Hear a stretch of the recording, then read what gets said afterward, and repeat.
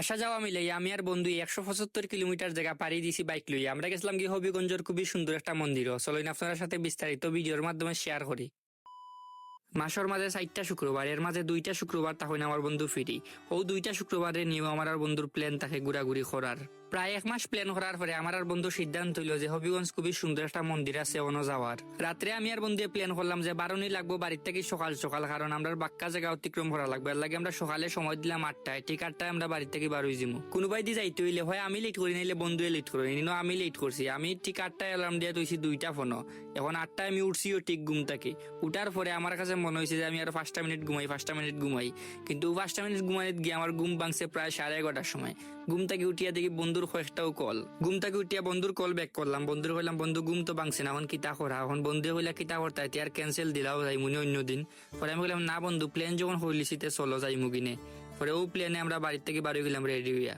আর এই দিন এত পরিমাণে রোদ আর এত পরিমাণে গরম আছিল, কিতা কইতাম আপনারা। আমরা বাইকে গেছি, বাইকেও যাইতে আমরা খুব বেশি বিরক্ত লাগছে। এখন আমি আর বন্ধু বাড়ির থেকে যেহেতু বাড়ি গেছি, এখন তো যাওয়া লাগবে। লাগে আমরা এই গরম আর এই রোদ সহ্য করিও আমরা রওনা দিছি হবিগঞ্জের উদ্দেশ্যে।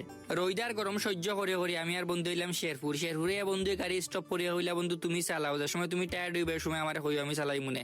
আমি কইলাম আচ্ছা ঠিক আছে বন্ধু দেও। পরে আমি চালানি শুরু করলাম। আসলে আমরা দুইজনে গাড়ি চালানি পারি বিদায় কিন্তু আমরা হাত বদলাই হবিগঞ্জ যাওয়া আমরা পক্ষে সম্ভব হয়েছে, নাইলে কিন্তু খুব বেশি কষ্ট হয়ে গেল না। আমরা সুজা রোডে দিন না গিয়ে আমরা গেছিলাম কি নবীগঞ্জ রোডে দি, মানে নবীগঞ্জই আমরা গেছিলাম আর কি। নবীগঞ্জ আমি গেছিলাম 2বার। একবার গেছিলাম হইল গিয়া 10 বছর আগে, আর একবার গেছিলাম 7 বছর আগে। তো কিন্তু এই সময় কিন্তু ইলা মনে আসিল না বাজার, তো বাজারটা বাক্কা বড় দেখিয়া ভালো লাগছে। ফাইনালি আমি আর বন্ধু ইয়া পৌঁছাইলাম হবিগঞ্জের খুবই সুন্দর একটা মন্দির, অর্থাৎ আমরা গেছিলাম কি হবিগঞ্জের ইস্কন মন্দিরও। তো হবিগঞ্জ ইস্কন মন্দিরও যাওয়ার পরে আমরা গিয়া ভালোভাবে আত্মুখ ধুইলাম, দিয়া ফ্রেশ হইলাম। হওয়ার পরে আমরা মন্দিরের ভিতরে গেলাম, গিয়ে আমরা ঠাকুরের ভক্তি দিলাম। এর আগে আমিও গেছি একবার, বন্ধু একবার গেছেন, কিন্তু আমরা একসাথে যাওয়া হয়েছিল না। পরে প্লেন হইলো যে চলো আমরা একসাথে যাই, ও আর কি গেছি। হবিগঞ্জের ভিতরে কিন্তু এই মন্দিরটা খুবই সুন্দর, মানে খুবই সুন্দর লাগে দেখতে এই মন্দিরটা। আমার আর বন্ধুর যাত্রা পথ বাক্কা কষ্ট হয়েছে। তো মন্দিরও যাওয়ার পরে কিন্তু মনে হয়েছে আমরা আর কোনো কষ্টই রয়েছে না, সব কষ্ট আমরা ভুলে গেছি। পরে আমি আর বন্ধু এই মন্দিরের সম্পূর্ণ এরিয়া ঘুরিয়া দেখলাম, আমরা খুব বেশি ভালো লাগছে। আমরা যেহেতু শুক্রবারে গেছিলাম, এর লাগে মন্দিরের ভিতরে কিন্তু অনেক মানুষের সমাগম আছিল, মানে এমনিতেই অনেক মানুষের সমাগম হয়, বাট শুক্রবারে একটু বেশি হয় আর কি। আবার মন্দিরও গিয়ে জানতাম পারলাম এই দিন বলে একটা শ্রাদ্ধ অনুষ্ঠান আছে, এর লাগে মন্দিরে আর মানুষের সমাগম বেশি আছিল। তো মন্দিরটা কিন্তু খুবই সুন্দর করিয়া তারা বানাইছেন, দেখতে খুব বেশি ভালো লাগে। আর অনেক দূর দূরান্তে কিন্তু অনেক মানুষ আইনি হবিগঞ্জ এই মন্দিরটা দেখার লাগে। আমি হবিগঞ্জের বেশ কয়েকটা মন্দিরও গেছি, আর এই মন্দিরও গেছি 2বার। আপনার সাথে একটা ভিডিও শেয়ার করি।